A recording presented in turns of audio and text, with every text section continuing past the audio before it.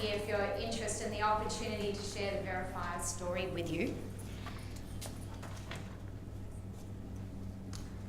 But before I talk about Verifier, we are the new face of income verification. I have a little secret to share.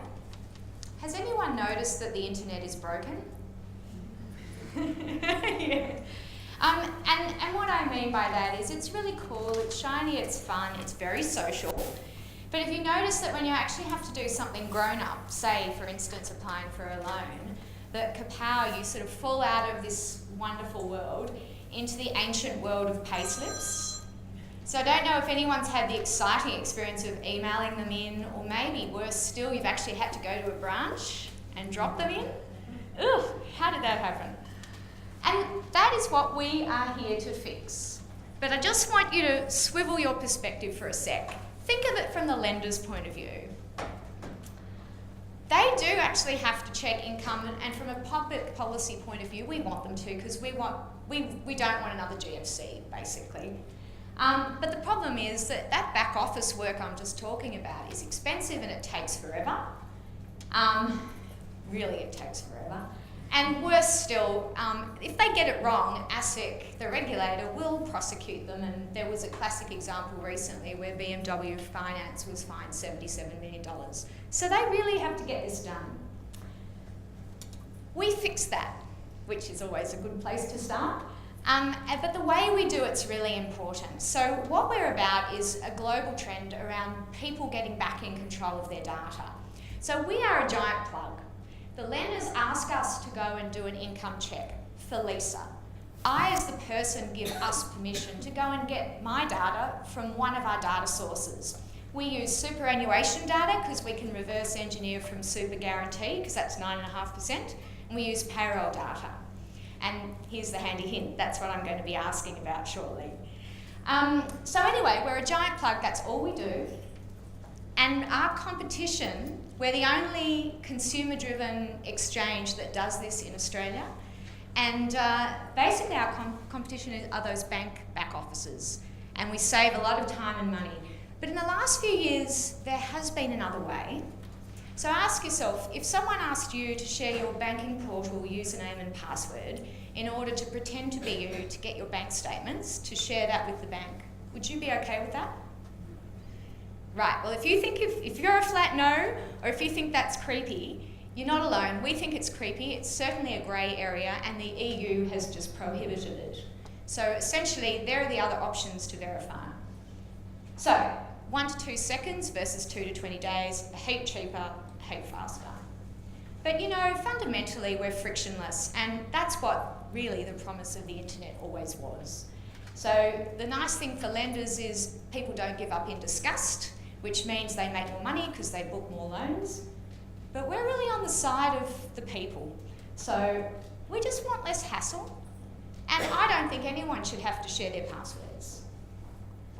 So that's really what we do. Now here's the really strange thing, and we do find ourselves in a strange position.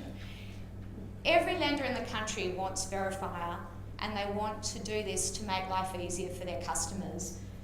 But we're very proud to say that we have 40% of the working population. So we've gone around to large payrolls and large super funds, and we've managed to get 40% coverage of the working population.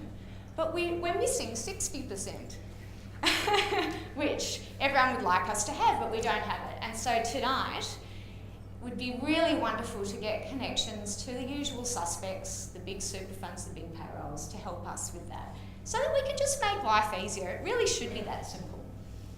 From a business point of view, it is a big market. We estimate that proof of income alone is worth 100 million in Australia, but at least $1 billion worth of consumer data is used in financial services every year in Australia, and 60 billion at least globally.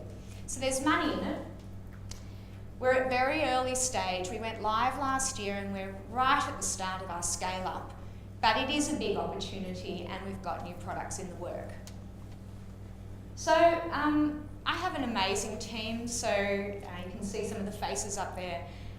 This is really a team of people who believe that the future is about people getting back in control of their information.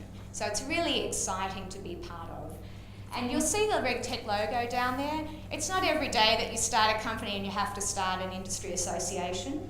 We're considered regulatory tech, and it was really hard when we got going because we were a little company and we needed to talk to ASIC and APRA and all the big regulators.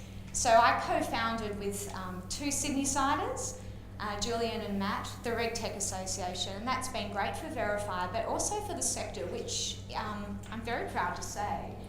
BCG just did a global study on RegTech. Verifier was cited in that as a leading example of consumer-driven data sharing, but also the Industry Association was, and that Australia really is a global centre of excellence for this. A few other accolades along the way, which is really nice, but the rubber really hits the road when we can deliver this for at least the majority of Australians. So back to those asks, you know who they are. Here's the thing, we pay our data sources, so we are a stock exchange for data, if you like. The trick is, and the reason I'm asking for senior level contacts, is that there isn't a department for handling automated privacy requests. This is all new, and we really need to capture the imagination of senior leaders who can then say, oh yeah, that makes perfect sense. It's really hard if you go down lower in the organisations. And again, with payroll, the usual suspects. Essentially, the way I look at the world these days is, where are the big pots of employee data that we can get for them? And yes, I would love some high-level intros to the ATO, because they do have a lot of data, and they have a public policy mandate now to support data sharing in the economy. And I should also say, this is the first time we're going out into the market to do a capital raise. I funded this for the first 3 years from a prior startup, but we are closing around just before Easter, so any introductions to investors would be great as well. So thank you, everyone.